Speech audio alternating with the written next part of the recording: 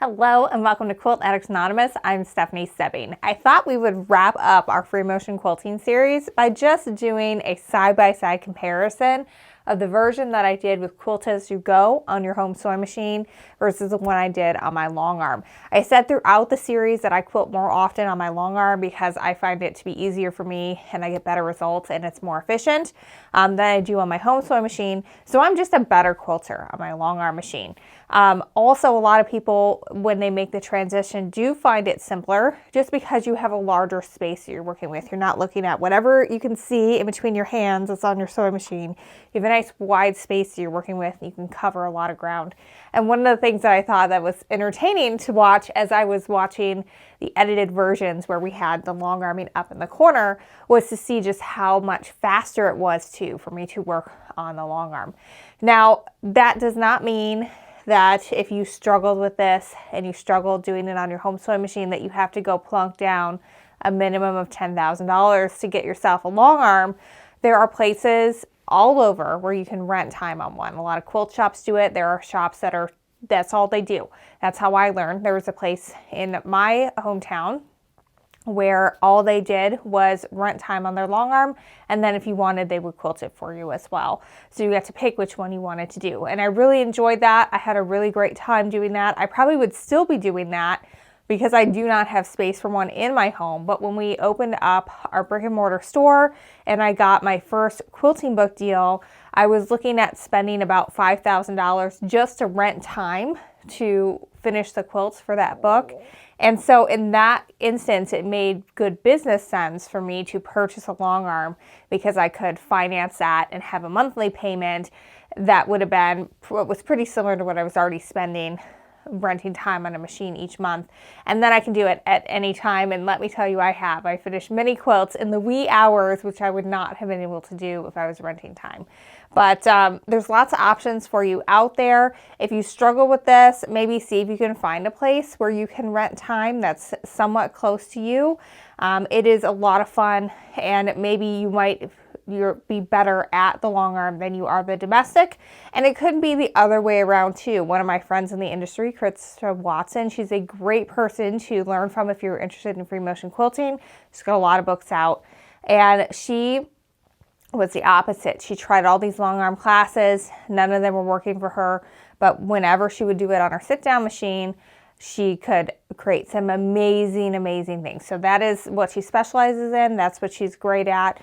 So biggest thing, you got to practice, but also be aware that you may just be better at one or the other. One may come easier to you, but the skills do translate.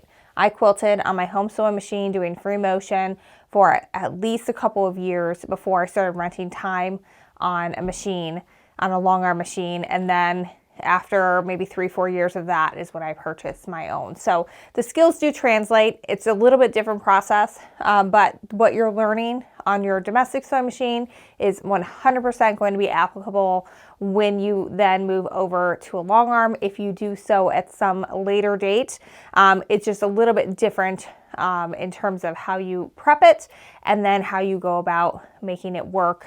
Like ruler work, for example, is different, but you can apply everything that you learn and it will work no matter which way you practice.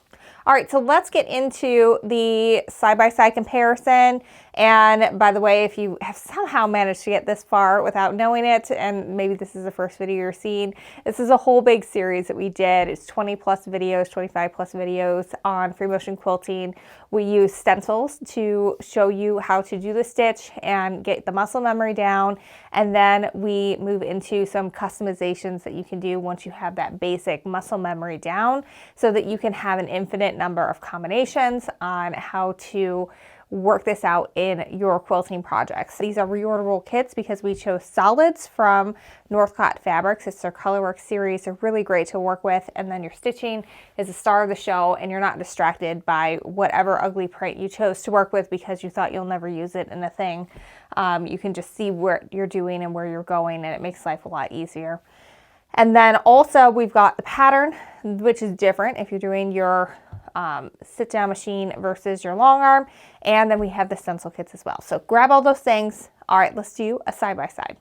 I should note that there's not a specific order that we're going in. It's just gonna be the order that I kind of put them together when I put them on the quilt.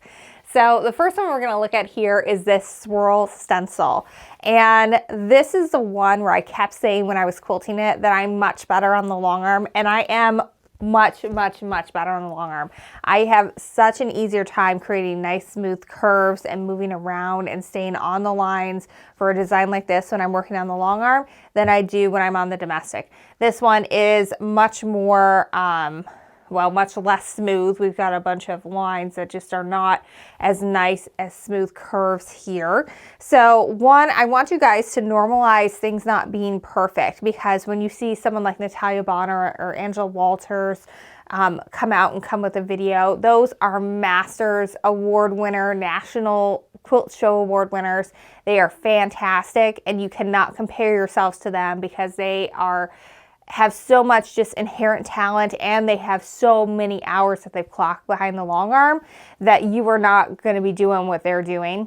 Maybe someday you will, but right now you're not, and that's okay. Right now your stitches might look more like this one, and that's okay too. What we're going to strive for is something that's more like this, where it's nice and smooth. But again, this is just something that I struggle with, going back and forth from the domestic to the long arm. I have a much harder time when I'm working just within this to create those nice smooth curves than I do when I can kind of just whip around with the long arm. All right, next we have our changing scale of our stipple meander. It's another case where this looks very good. I would be very happy with this if I were quilting this on my home sewing machine, but we do have much smoother curves when we look at it for the long arm. Next, we've got our crosshatch wavy lines. In this case, I actually like my home sewing machine version better. I think that this turned out really nice and smooth, and the increased waviness of it, I think, makes it look cooler than when I was doing my more subtle waves that I tend to do more when I'm on the long arm, because usually when I'm doing this on the long arm, I'm doing it in long passes and you just don't see as much movement. But I think in this case, I would like my sit down better. And I think our long arm here is another clear winner in terms of how this turned out. I think I did a better job of keeping scale even with the domestic, but the curves are a lot smoother on the long arm. All right, next up we've got the Wavy Line stencil. Hands down, long arm was better on that one. This is where I was just following the lines, and because it's such a long wave without a really good stopping point when you're moving your hands around, that just turned out way better when I could just move it all in one pass with those long arm handles than when I was constantly having to like do one of these to make it go down. Not that you couldn't achieve this and have it work really well, but I think when you're following that stencil and you're trying to make it look uniform like it does here, I think that's harder to do when you're trying to do it and have everything be absolutely, you know, perfect, which, you know, what's ever perfect, but it definitely looks more uniform when I had that nice smooth transition with the long arm versus the domestic. So I think the lesson here is that don't try to make them all look the same, and then it won't matter that they aren't, because these are not. Next up, we have the changing scale for the Loopy meander. I really like the scale that I did on the domestic version better than the scale I came up with on the long arm. I find it a lot easier to work smaller on the domestic sewing machine, again, because we're working with our teeny little bit, than when I'm doing it on the long arm. It's just a lot easier to keep it nice and neat when you're doing that. So I do like the way this background went with the changing scale, but I do think, again, my overall curves are definitely better on the long arm. All right, time for some swirls. Again, this was one that I kept saying over and over again, like it's gonna be better on the long arm, and it definitely was. Now this one where I was kind of doing this column-y thing, like that never turned out great in any of the 4 versions that I did. That definitely needs more practice for me. I was kind of like whipping up, like what could we do to fill this out and give you 5 different variations, and that one needs more practice. But it's cool, it's fun, but needs more practice there. But my swirls hands down turned out better on the long arm than they did on the domestic, just because it's a lot easier to manage those curves. I think it's most prevalent when we're looking at the one where I did the 3 loops in to make it denser. Like this is kind of a hot mess right here, versus here it's nice and smooth, and and evenly spaced, and I just have an easier time. One, because I do a lot more on the long arm than I do on the domestic, so that doesn't mean that you couldn't get to this point if all you have is a domestic. It just, for me, this is where I'm more practiced. This is where I do a better job. And for me, it's easier to create curves like that here than it is over on the domestic. So this is a combination of two tutorials. We have our background swirls, and then we also have our block filler for our wavy lines. And in this case, I think they both look fantastic in their own way. I think the swirls turned out pretty good on both, and I think the wavy lines turned out good. The waves are more pronounced in my sit down one than they are in my long arm version, but I think they both look cool. I think they both are equally as good. They turn out equally as well. So I think that thumbs up for both of these. I don't think there's a clear winner. I think they both are good in their own way. All right, we are back up to our stencil area here. So we have our Loopy Meander stencil. I think they both turned out really good. I think my curves are a little bit smoother here on the long arm, but I think both turned out really well.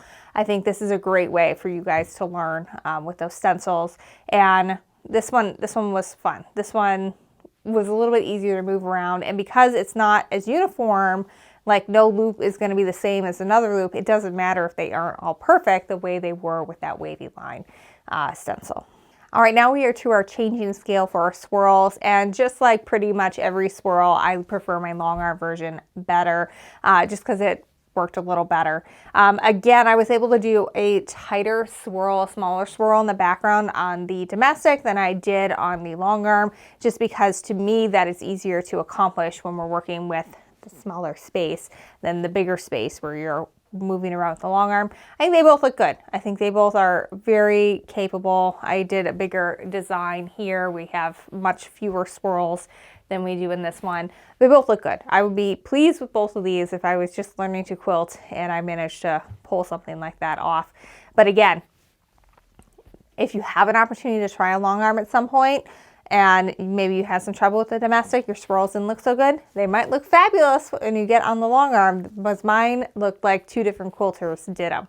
But it's just two different machines, that's all. All right, we got another block combo here. We have the block filler for the Loopy Meander, and then we have the background for the stipple. I think both of these are great. I think both are really good. I think both fill the space very well. I think the curves look good. The curves are smoother here. I notice it more in the stipple meander than I do the Loopy, but both look fantastic. I think both of the bursts for the wavy lines are also great and just a little bit different in their own way. And just like when we were looking at that initial crosshatch wavy line, where I was able to have more movement in that, I definitely did that more, where I have, you know, more movement within the burst of it. It's more like wiggly, whereas this one is just kind of like a long tendril coming out. But they both look fabulous. They both look like something that if you saw it on a quilt, you'd be like, oh my gosh, that's so much quilting. But we did the tutorial together. It wasn't bad. It just takes a little bit more time than the others because you have a lot of thread and density to fill in, but both look great. All right, we are back to our stipple meander stencil.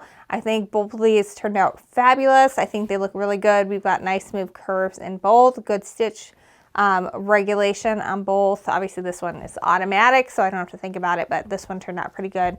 And I like both of them. This is getting to be a running theme, that my wavy lines on my domestic version are always wigglier than my ones when I did it on the long arm. And I think I like this one better. This was, I think, my husband's favorite block when he was looking at it. This one and the one with the wavy lines and as the block filler, those were his faves when he took a look at it. But it just is really fun, and it goes to show you that you can do something really cool that isn't really hard, and it's going to turn out great even if you're working on your home sewing machine. All right, so these are our skinny borders for our Loopy Meander, and these turned out cool on both of them, but I'm definitely gonna give the award to the long arm on this one. Everything's a little bit more consistent. Everything is a little bit more rounded. I mean, this looks fine. This looks great. And like I said, I do this a lot more often on the long arm, which is why it looks better. But I think overall this looks to me more pleasing than what I churned out on the domestic, which is still perfectly fine and acceptable and did a good job. All right, we're gonna wrap up with just the simplified swirl. And this is where we kind of do just an all over swirl without anything fancy in it.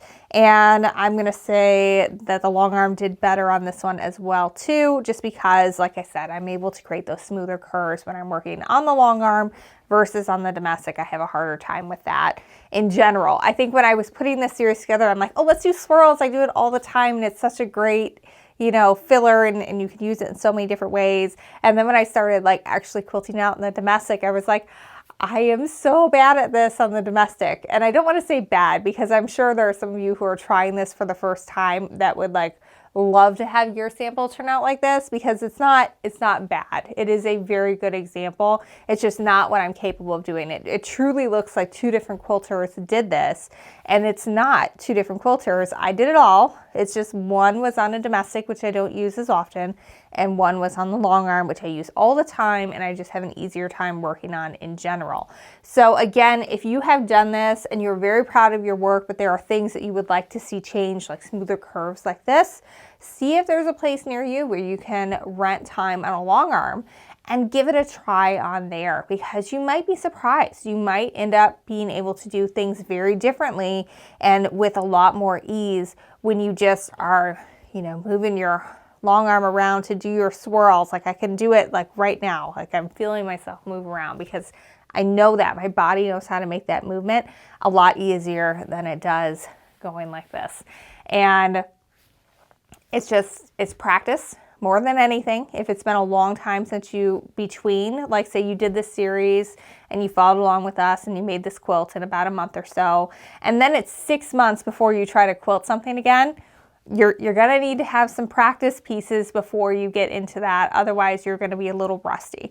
So you wanna make sure that you keep that in mind and kind of build up to it. So that way you're not like, I was so good, I did this, it was all done, and now I can't. It's just your body's rusty. You have to pick it up. It's like if you go for a run after taking the winter off, it's not the same feeling as when you just finished training for that 5K. It's a different experience for your body, and you have to keep that in mind and know that. So I really hope you've enjoyed doing this series with me. I hope you guys have improved. Even if, like, say you watched all these videos and you haven't actually started anything yet, if you are able to do this, if you're able to do one design a day, that's fantastic. You're going to be really good by the time this is done, because you're consistently working and consistently practicing for like 15, 20, 30 minutes a day. If that's not possible, the next best scenario is going to be if you do it a couple of days a week, maybe 2-3 days a week. You're able to devote 15 to 30 minutes. If you're blessed enough to have 2 sewing machines and you can set one up as your free motion machine and one as your PC machine, do that, because then it's not a production to move your feet around. And you'll be more likely to practice more often. Like worst case scenario, I would recommend like taking 1 day a week to work through the different designs. And maybe you don't do it all at once, because that's going to make your body sore. Maybe you do like 2 designs and you take a break and go do something else and come back and do the other 2 until you have got all of that sections designs, like all your swirls done and ready to go. And then you've spent some time with it throughout the day, but you're consistently working on it like 1 day a week. If you are like doing it and then you're taking 3 months off and then coming back and doing some more, there's going to just be some reacclimation that needs to happen before you feel like you're hitting that groove again. And that doesn't mean that you're not going to learn. It doesn't mean that you're not going to be able to do this well over time. It just means that you got to get back in the groove. Just like if you had taken some time off from anything, you're going to have to remember how to do it. Your body's going to have to remember how to make those movements, and then you'll be good to go. But consistency is key. The more often you can do it, even just for tiny amounts of time, the better you're going to get over time than if you try to cram it all in at one time. So, and your back will not be happy with you if you try to do that either. So I hope you've enjoyed this. Grab the kit, grab the stencil kit. If you've enjoyed this, I would also recommend checking out all of our other stencils by Full Line Stencil. Like, I am not capable of quilting a feather freehand. I just cannot do it. I can sketch it out. I cannot quilt it, but I can quilt them and have them turn out very beautifully with full line stencils. So check them out. There's so many options. And a lot of times if there's something that you're interested in doing, but you're just not sure how to move about the quilt with it, they probably have a stencil for it and we probably carry it. And then you can really create some fun designs with that. And there's all kinds of border stuff, and we have videos. Every stencil that we carry on our website, we have a video tutorial for. So you do not need to worry. You will know how to do the thing. You will be able to be walked through, and almost all of them are on the domestic sewing machine. So if that's where you're at, I know the initial interest was from folks doing it on their domestic machine. Like that's the primary place where I demonstrate the stencils. So you will feel right at home with those. So make sure you're checking that out. Expand your quilting repertoire. Of course, the goal is always, like we did, to get the muscle memory down and then modify it. But if you just want to follow a stencil, totally fine if that's where you want to be and that's your comfortable spot and where you want to stay. Like, it's okay. You don't need my permission, but you have it. So I hope you've enjoyed the series. We are always planning new ones. We are thinking of more things to bring to you in 2022, but always leave a comment below something you might want to learn that we might want to do in depth like this. So check that out and we will read them and we will see what we can do about it. So until next time, happy quilting.